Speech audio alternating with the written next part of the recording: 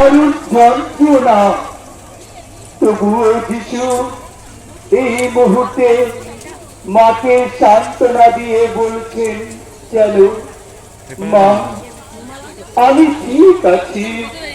তুমি এই তোমার চারপাশের সকল মানুষকে দেখো, এরাই তোমার সন্তান।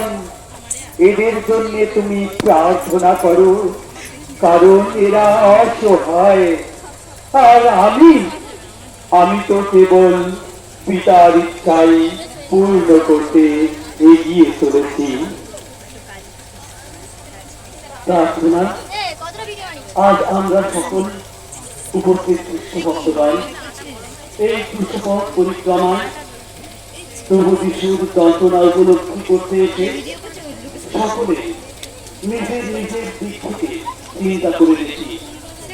যেমন মায়েরা মা মারিয়ার জায়গায় দাঁড়িয়ে দেখি, যদি নিজের পুত্রের এই অবস্থা হতো তাহলে কেমন কষ্ট অনুভব হতো।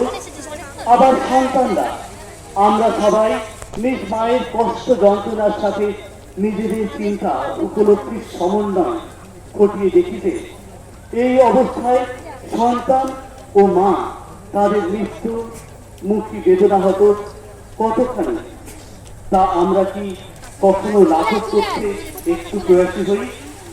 আমাদের সর্বস্থপিত, তোমার নাম প্রকৃত হোক, তোমার রাজ্য প্রতিষ্ঠা হোক, তোমার ইচ্ছা যেমন স্বর্গে তেমনি মর্তেও পূর্ণ হোক।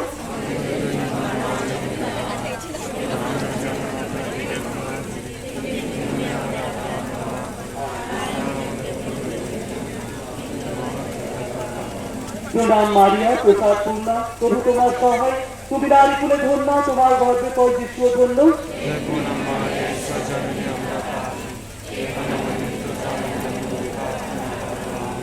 পিতা পুত্র পবিত্র আত্মার জয় হোক।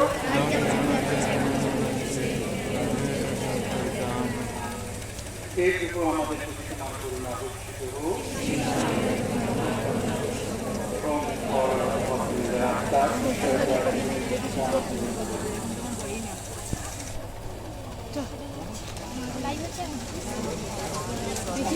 ভালো করে